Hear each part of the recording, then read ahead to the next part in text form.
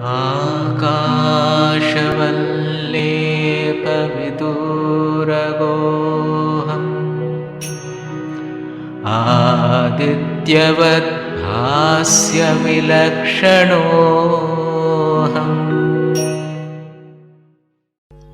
श्रुतीनां सूत्राणां स्मृतिनिखिलवेदानुवचसां परं हार्दं युक्तं ह्यखिलचिदचिद्भिन्नमपि च अभिन्नं स्वाभाव्याद् गुणिच परमं ब्रह्मकमिदं समादिष्टं यैस्तान् अपि सततमीडे गुरुवरान्। भाग्योदयेन बहुजन्म समार्जितेन सत्सङ्गमेव लभते पुरुषो यदा वै अज्ञानहेतुकृतमोहमहान्धकार नाशं विधाय हि ततोदयते विवेकः। अज्ञानहेतुकृतमोहमहान्धकार नाशं विधाय हि ततोदयते विवेकः। हरिः ओम, हरिः ओम, हरिः। All of us together, close your eyes, interlock your fingers and put them on your lap. Sit as straight as possible without straining yourselves and join me. All of you.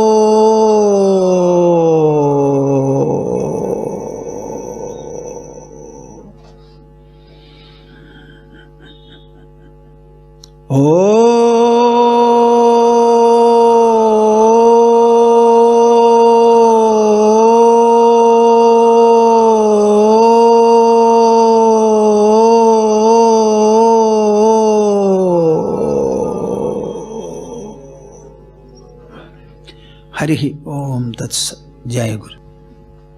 We are continuing our discussion on Viveka Chudamani. Viveka Chudamani is a text very, very unique in character, as I have explained earlier. You will find a great deal of sublimity in this text, a lot of purity, and so far as spiritual enlightenment is concerned, it is presented in all its details, in theory as well as in practice. As you already know, this is the Prakarana Grantha, the independent writing of Shankaracharya, which he made the last in his life.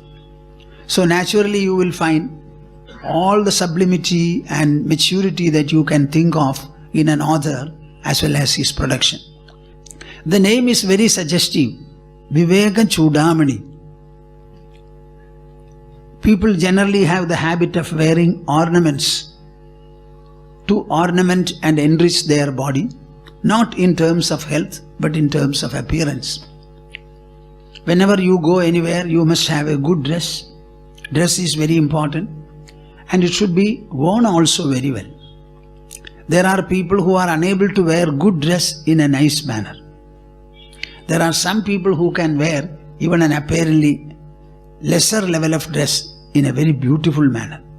So it's an art if you think of it. Whatever we do, there is an art there. Art.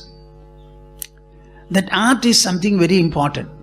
The art and other manifestations will be there only when you have a good and sensitive mind and you have an understanding and keen intelligence. Whenever people do something, you observe them. Who is doing it better and what is the better way of doing? We learn audio-visually, primarily by seeing, secondarily by hearing, or with equal measure both. But the moment we wake up in the morning, our eyes are open. There may not be any sound nearby, but our eyes start functioning. They continue to function till we close the eyes at night and go to sleep. So that is the most sensitive and most used organ. Our learning is primarily through seeing. It is equally so with hearing also. So far as spiritual subjects and spiritual learning are concerned, I think more than the eye, the ears become effective. Very effective. One man can talk and thousands, lakhs and millions can hear him. One man may not be able to be seen by millions, but nowadays with our modern facilities, modern technology, this telecast system, that makes people see, but they don't see them directly. In our ashram, many people come, Swamiji, we are seeing you every day over the TV. But we still want to see you personally. So that personal vision is not possible. But you can hear, quite a lot of hearing can be done. So the ears are very effective. So audio-visual interactions are the most effective in the case of the human beings. Now this is called Viveka Chudamani. Chudamani means a crest jewel, a jewel or an ornament which you wear on your head. Now Shankara has significantly named his text as Viveka Chudamani. Means what? What should really ornament or beautify your head is not the external ornament, but the internal quality called Viveka. Viveka is the art and process of discriminating the things of the world, including your own personality. You are seeing the whole world. We are living upon the earth. The earth is constantly changing its position. It goes on revolving in its own axis. It also goes on circumambulating the sun. So the constant changes are there. In our own body, there is constant change. Whenever the whole universe is changing, it occurs to our reason, how can the universe continuously change? When A changes into B, that change is not possible only because of A. Because A is getting transformed into B and B gets transformed into C. So there must be something to make A change and B further change. So there must be a changeless substratum around which all the changeful elements are existing and functioning. This kind of a discrimination you must have. This is called Viveka. I think Viveka is a necessary, an essential, an indispensable corollary of human life. We are sending our children to the schools, even preschool classes. What for? Only to teach them the art and process of distinguishing between matters. We have two hands and we are told this is the left hand and this is the right hand. So we must be able to distinguish between the two, the left eye and the right eye, the left leg and the right leg. Any knowledge comes to you through comparison and contrast. So Viveka is the very root of every form of knowledge, every form of activity, every form of excellence. Unless we are able to incorporate, imbibe and also develop an ample measure of Viveka in our life, I don't think we can justify our life as a human being. We cannot justify our life. To the extent you are able to gain Viveka and apply it in your life, to that extent alone you are a human. This is something very important. I always say, I have told you also many times, what? All our Vedas, the four Vedas along with the Upanishads, then the other allied texts like Ramayana and Mahabharata. In the Hindi belt you call it Mahakavya. In Sanskrit and also in our language in Kerala, we call them Itihasa. Itihasa means this has been the case before. Whatever was the situation in life, the behavior of the people, the character of the people, and whatever this character and behavior led them to, all these are laid open before us. So it is actually a history of human character behavior, interaction and their consequences. We have two itihasas, Mahakavyas, Ramayana and Mahabharata. Then we have many sutras like Brahma Sutras, Mimamsa Sutras and all that. There are so many other sutras also. We have a number of smridis, right from Manusmriti, Bodhayana Smriti, Yajnavalkya Smriti, Vyasa Smriti. So many smritis are there. They are like the constitutions we have adopted at the time of our independence. When we wanted to become an independent country, the first item that we wanted to have was a constitution written by ourselves, given to us by ourselves. The constitution was given in this manner. We, the people of India, are giving to ourselves this constitution called the Constitution of India to govern our individual and social behavior. Unless you have something like this, you cannot rule the country. Even now, whenever we talk about, everybody refers to the constitution. Like that we have our smritis. Then we have the further texts called mythological or Puranic texts, quite a number of them. 18 Puranas are there and 18 Upa-Puranas are there. Right from the Vedic literature coming down to the Puranic compositions, you will find that only Viveka is taught. I have been coming to Jamshedpur for the past 55, 56 years. All these years, I have always tried to instill, generate and reinforce in you the quality and the virtue, the habit of Viveka. I don't know whether I have succeeded. By Viveka, you are thinking that there is a God behind the world. By Viveka, you understand that there is a soul other than the body. If you want to extract the soul, discover or realize the soul, you have to use the art and the process of Viveka. It is there in every breath of yours. It is there in the circulation of blood. It is there in every thought and emotional process. It is there in all your reasoning, knowledge, doubt. It is there in your wakefulness, dream and also sleep. Everywhere it is there. But we are not able to understand and realize it. Why? Only because you lack Viveka. Viveka Chudamani is a text where this widely spreading Viveka is chosen to be instilled and cultivated in the listeners and readers. It is something very, very important. After every day's talk, you should think about yourselves. What? Have I gained Viveka?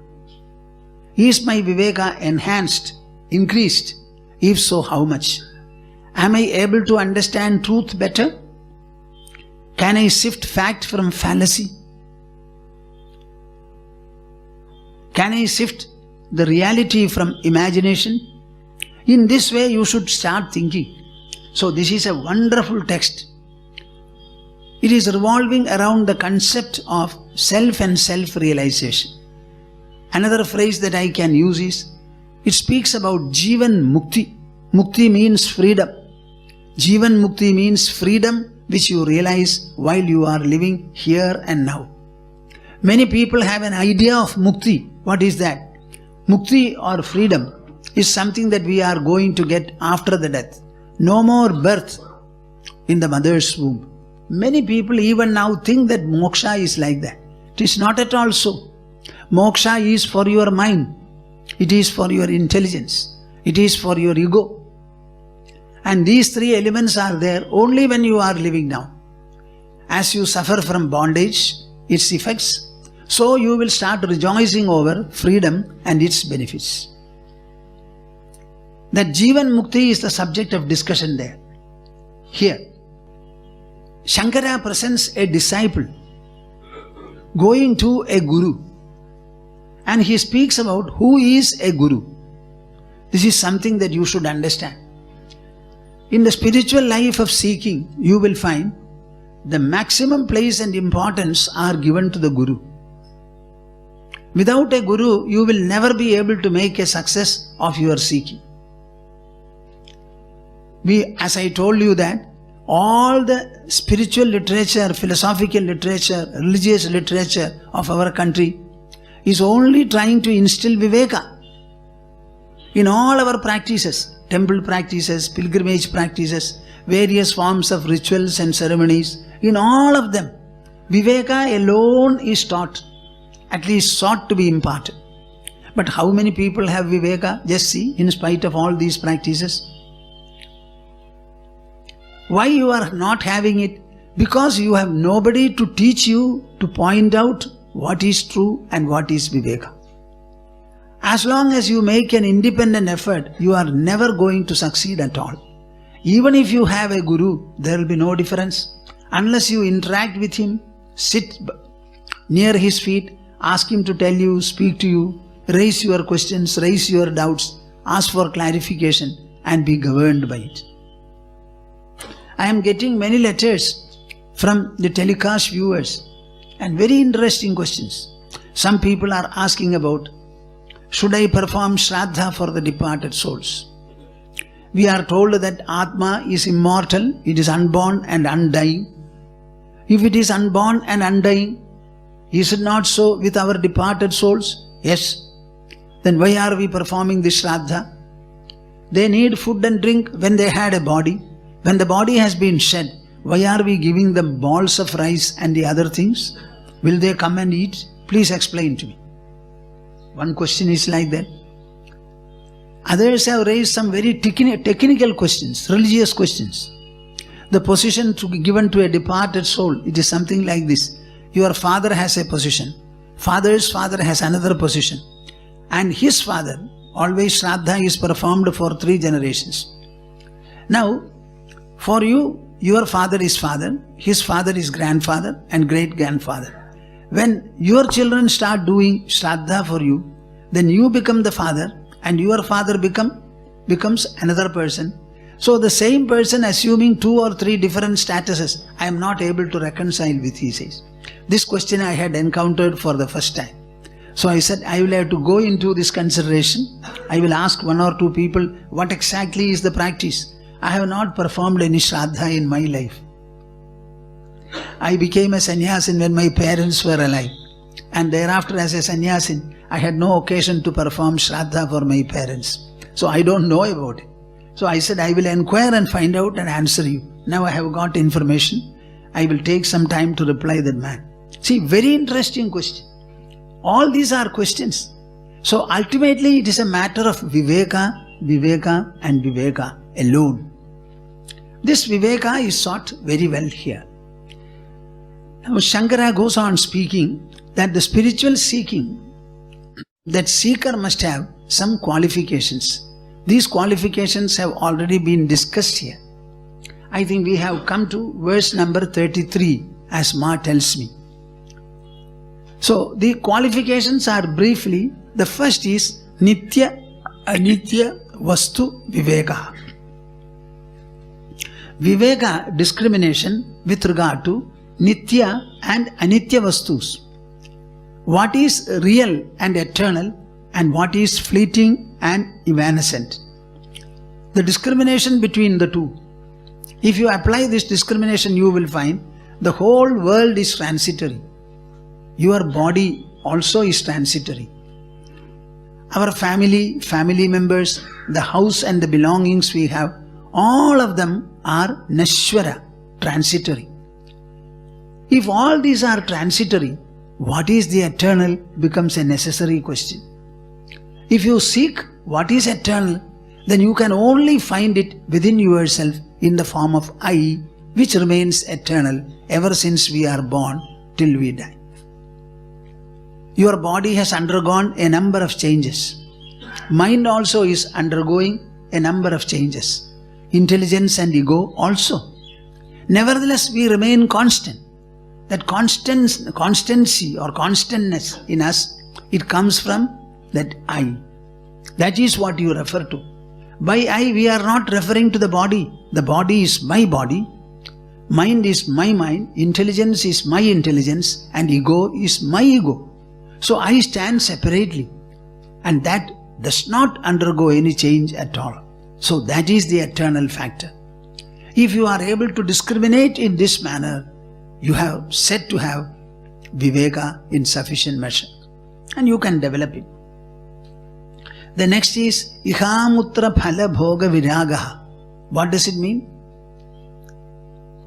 Our mind is always ambitious about gaining, amassing, collecting a number of things, having a number of attainments in this world and also in the other world. As long as we are here, we want to have many things here. Family, children, house, property, wealth, fixed deposit, gold, silver, copper, so many things. And when we die, we must also have something. That is why we perform so many rituals for getting heaven, this, that and all. Now the second qualification to be a seeker is understanding that all are fleeting, not at all eternal. Develop dispassion, non-desire towards everything in this world and the other world. The third consists of a number of characteral and behavioral qualifications like Shamadamadi Shatka Sampattihi, a group of 6 qualifications or virtues. And the last is Mumukshutva, a burning aspiration for getting liberation. These are the qualifications. We have discussed all of them. A disciple or a shishya, a seeker who has these qualifications, he should approach a guru, a sadguru, seeking his guidance, his instruction, his total acceptance and protection in the matter of his seek. Now he says, when he goes to the guru, the question arises generally, who is a guru? How do you define him? So this definition is very important here. It is in 33. Shrotriyo Avrajino Akamahado Yo Brahmavittamaha. Shrotriyo Avrajino Akamahado Yo Brahmavittamaha Brahmanyuparadashamto Nirindhanaivanalaha Ahedugadaya Sindhuhu Bandhuranamatam Sadam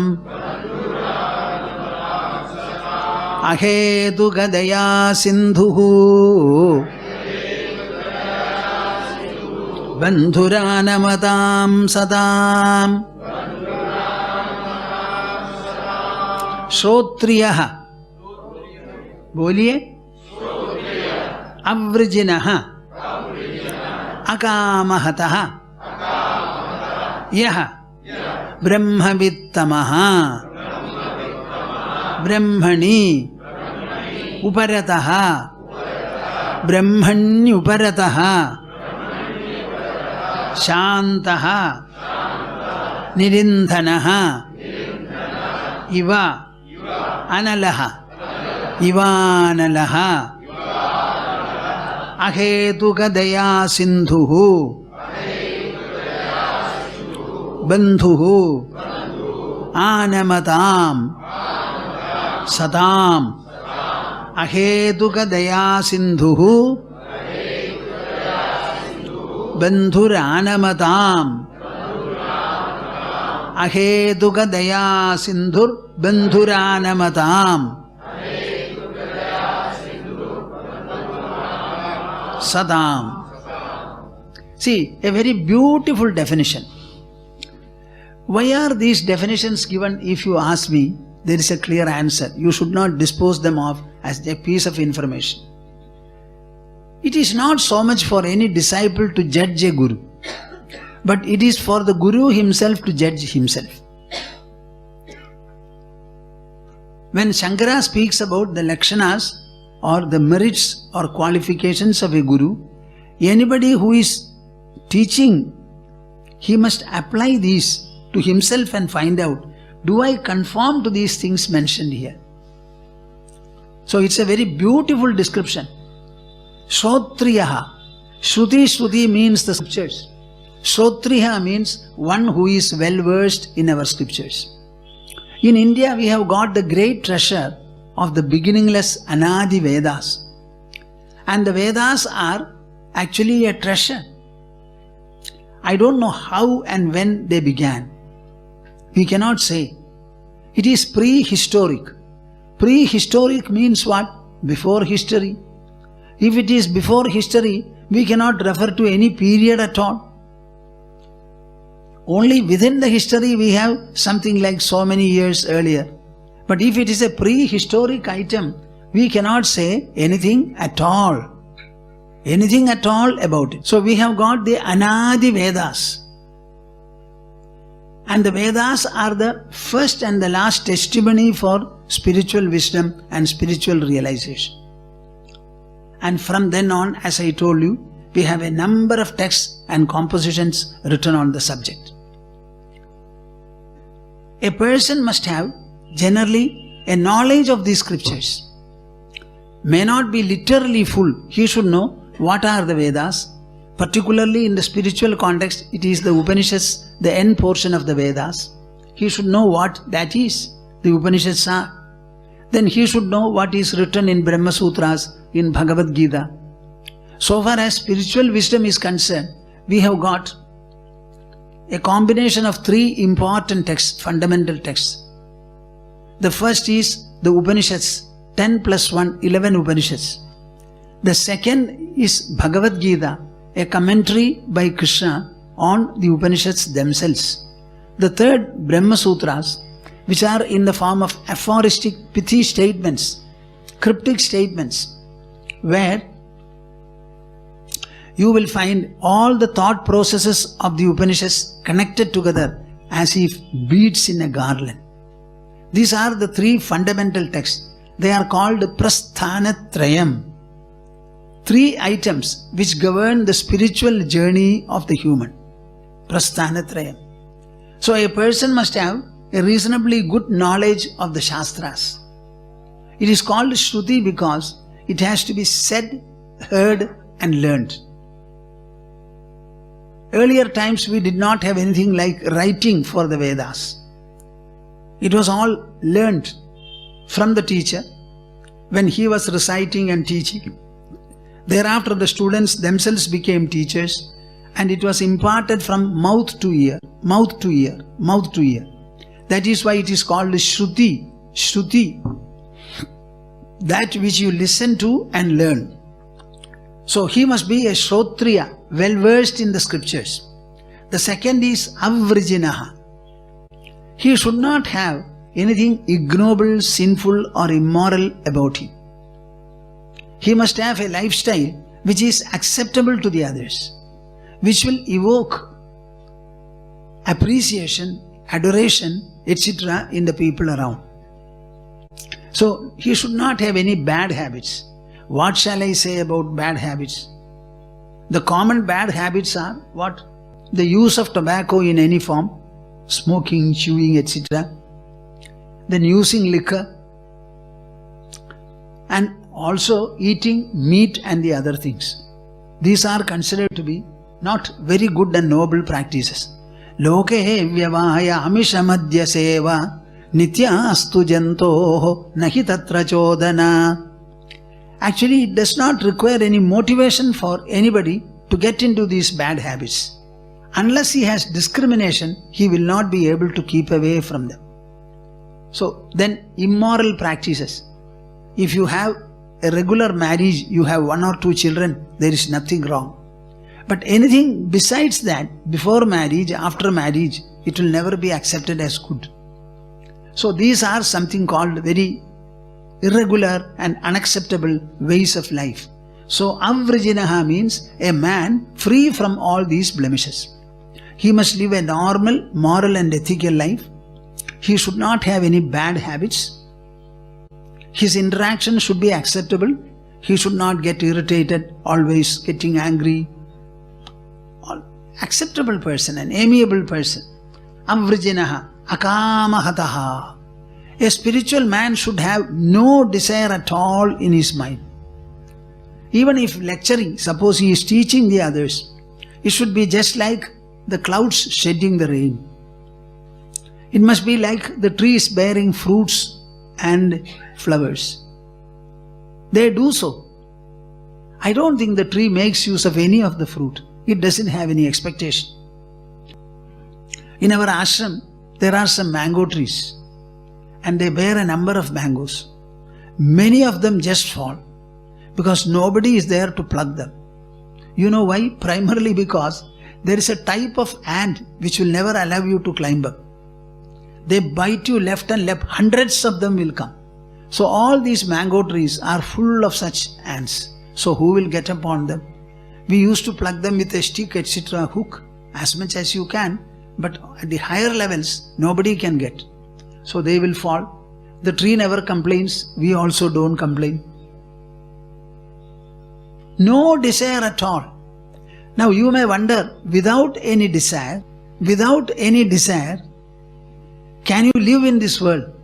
My answer will be, your life will be good and effective and wholesome only when you have no desire. We don't need desire at all. If desire will give you anything, then let us desire that India should become good in 5 years. If we desire, will it happen? If you want to construct a house, I must have a house, I must have the house. Go to the temple and offer something very well, very good. Then will you have a house? Certainly not. You must need an action plan. And the action should be thought of in your mind. Later on, you should implement the action, and by a course of procedure alone, an effect or an outcome can be had. So let us not think that desire is the right motivation. No. We must work on our needs. We must work on our skills, on our merits, on our competences. That is what we want. So desiring is not necessary at all. Only fools will desire. Akamahataha yo brahmavittamaha. He must have a fairly good knowledge and realization of the supreme truth called Brahman. Brahmavittamaha means excellent in the knowledge and realization of the truth. You will find even now, there are institutions in India, spiritual institutions, philosophical ones. They teach people about Upanishads, Prasthanatrayam, all the three, Brahma Sutras and also Bhagavad Gita, at least a few chapters, etc. After 3 or 4 years of learning, they are told the learning is complete and we give you a certificate. Some of them become sannyasins also instantly, and they start appearing in the society for teaching the people. They can be maximum school teachers, but they cannot be spiritual preceptors, so to say. The first attempt should be in their life to realize the truth, what they have learned. They must realize it. That must be the first and the last commitment, call that they have before them. That is very important. So, Brahmavittamaha means a man who has realized the Brahman in sufficient measure. He should not have any need even for regular specific meditation.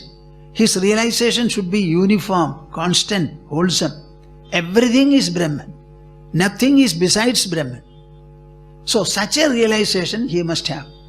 As I always say, Sampurnam Jagadeva Nandanavanam Sarvepi Kalpadruma Gangam Vari Samasta Vari Nivaha Punya Samasta Kriya Vajah Prakrita Samskrita Sudishiro Varanasi Medini Sarvavasthitirasya Vastu Vishaya Drishte Parabrahmani Sampurnam Jagadeva Nandanavanam.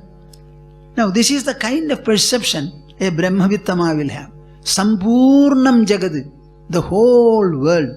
Nandanavanam, it appears to be Nandanavana, the beautiful heavenly garden. You don't have to go to heaven after the fall of your body. You experience heaven while you are living here and now. Purne manasi sampurnam jagat sarvam sudhadravaihi. Purne manasi sampurnam jagat sudhadravaihi. When your mind becomes purna, full, that fullness will start flowing through your senses and you will perceive everything to be full and complete. Jagat sarvam sudhadravaihi purnam. How? Upanad gudhapadasya nanu charmastridaiva bhu. If you want to have a leather carpet wherever you go, are you going to spread a carpet everywhere in the world? The easiest way will be to wear a pair of chappals, and wherever you go, you find leather. Nowadays, plastic. See, the place where you have to administer the treatment is in your own mind. So the Brahmavittamatva is such a wonderful state where you understand everything to be Brahman. Sampurnam Jagadeva Nandanavanam Sarvepi Kalpadrumaha. All the trees upon the earth become heavenly trees, Kalpadrumas. And all the waters become like Ganga. Every activity becomes holy. Punyaha, Samasta Kriyaha, Vachaha, Prakrita Samskritaha, Sutishiraha. Whatever words come out of the mouth, all of them become equally Vedantic, Upanishadic. Sarvavasthitirasya vastu vishaya drishte parabrahmani. Drishte parabrahmani.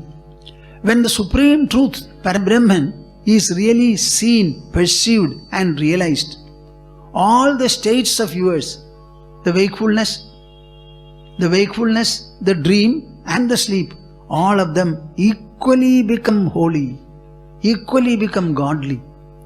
So when you realize God, it is just like wearing a blue glass. With a blue glass, whatever you look at, they will be blue. So with the realization, wherever you go, whatever you do, whichever you experience, everything becomes Brahman. This is the acme, the zenith, the pinnacle of Brahmic realization. He should be of that type. Brahmavittamaha, Brahmanyuparataha, Shantaha, Brahmani Uparataha. What does it mean? His restfulness should be in Brahman. Actually, when we are resting our body on the floor or on the chair or on the cot. In the same manner, you must be able to rest your mind also. Intelligence also, you must be able to rest on. Where will you rest? See, every time a thought arises, so the mind generates a thought. After generating the thought, what happens to the mind?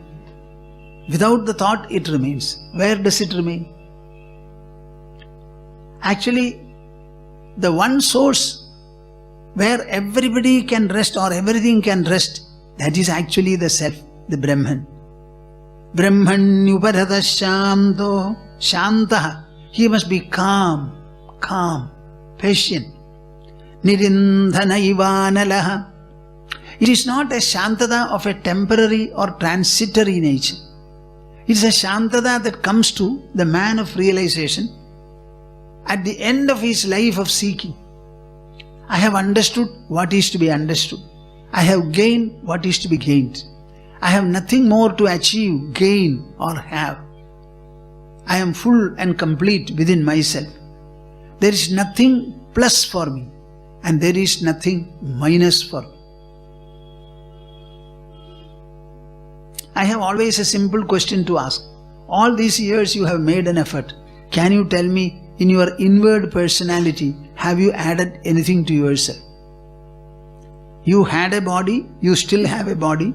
You had a mind, you still have the mind. You had an intelligence, you still have it. You had an ego, you still have it. Anything been added to this? Tell me. Anything taken away from this? So many thoughts have come and gone. I don't think anything has been added to the mind. It remains the same, generating further thoughts. So this kind of a feeling, nanavaptam avaptavyam, I have nothing more to gain. I have nothing to lose also. I am myself, full and complete. This kind of a realization he must have. Nirindhanaivanalaha. Maybe he has done a lot of seeking. He has read a number of scriptures. He has had a lot of interaction, sadhana, etc. earlier. Now everything is wound up, bundled up. Nirindhana iva analaha. Just like the fire, having burned all the firewood that was thrown into it, finally finding nothing more to burn, it remains concealed in the ashes. Like that. Nirindhana iva analaha. Like all other people, he also was born. He also has been living. Maybe he is married. Maybe he has children. Maybe he had some official activity and pursuit. All these were there. It's all a story of the past. Now he finds altogether different. His realization is one of fullness within himself, not external. Nirimdhana iva analaha. Ahetu gadaya sindhuhu. He becomes an ocean of mercy and kindness, which is prepared to flow without any specific cause or provocation.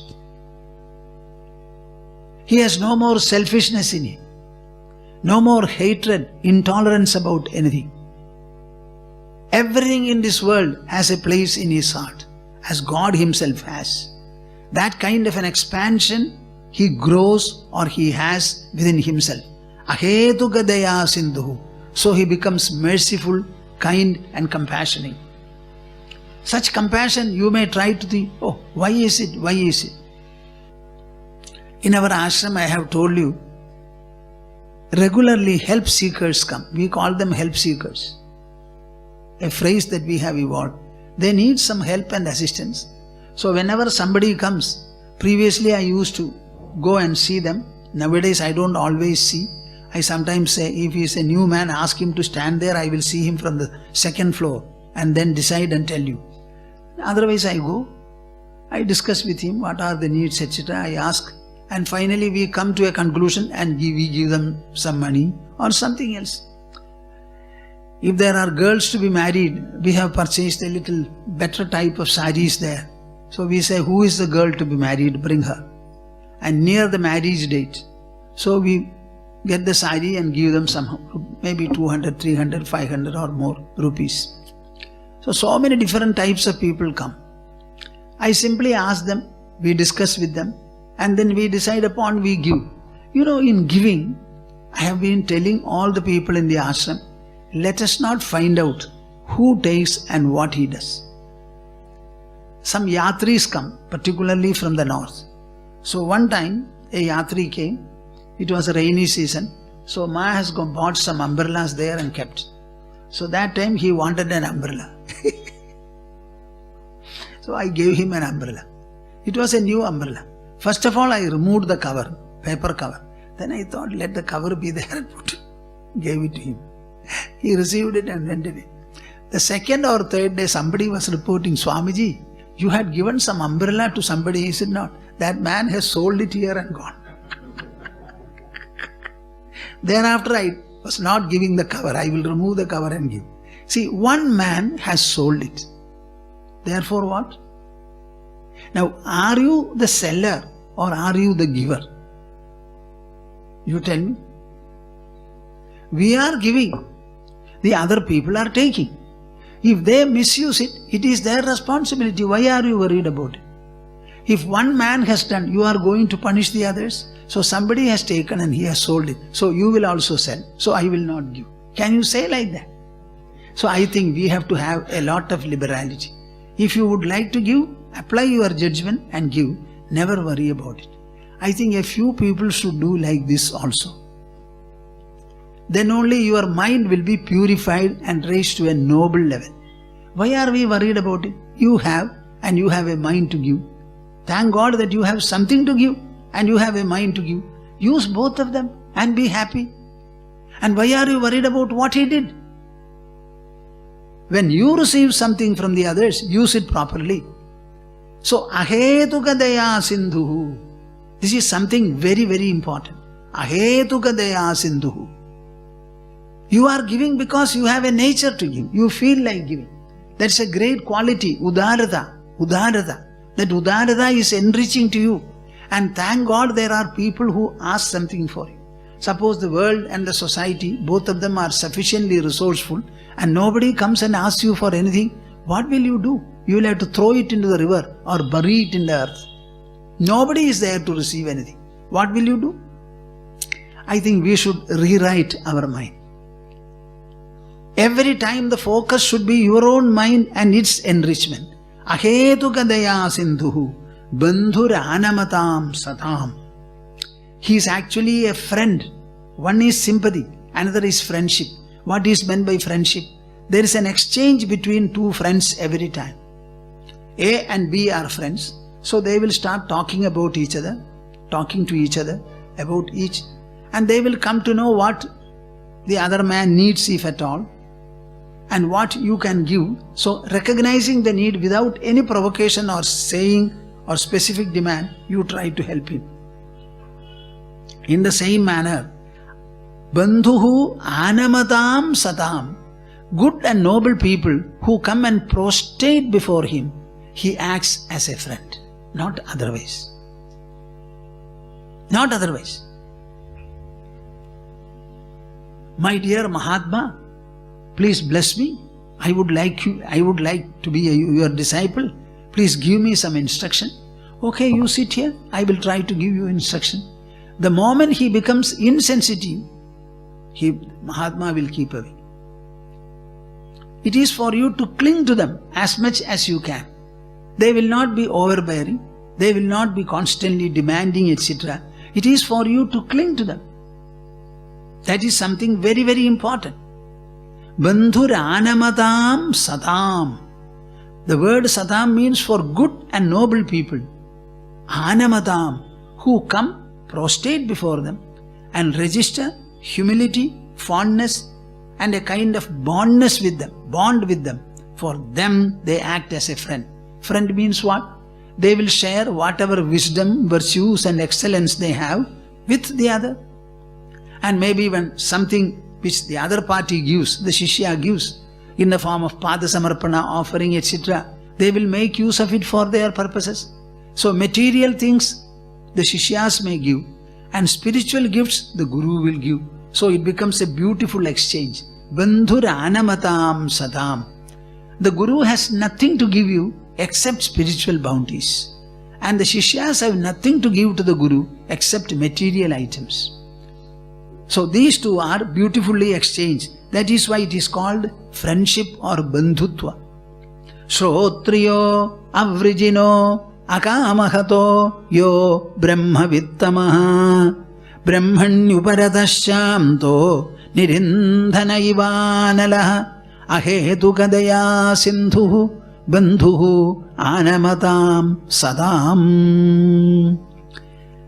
I have appreciated this description ever since I read it.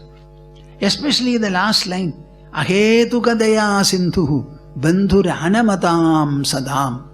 In the ashram, whenever very rarely discussions arise in the matter of helping somebody or giving something somebody, I always say, ahetukadaya sindhu bandhur anamatam sadam. We are doing something because we like to do it, we want to do it, we understand it is good and noble to do it. There is no other motivation or provocation for it. In our doing, quite possibly, some misuses are taking place. Who is misusing? We are not misusing. Can you imagine a society where all people are good, noble and great? India became independent a few years back, saying that Britishers were robbing us. Now what is the situation now? Who robs us now? Politicians not. People who are elected by us. What? Our representatives, our sons, our father, our mother. Now they have stolen so much, it is much more than what Britishers have taken. And not only that, they agree that it is stolen and they also decide that it should not be brought back. We will not strive to bring it back. That is also a decision. So what further can you expect in a society like this? At the same time, your nobility cannot wait. Become noble, become gentle, become great, become enriched in this admixed society that is around you. So let the society be anything. You must be excellent and skilled in a manner that you will become enriched every time by your interaction. So spirituality is a great art and process of excellence, which allows you to live in any given situation without blaming the situation. Let people around you be very wretched. Even then, you should become virtuous and great, and that is possible. These are the standards for it.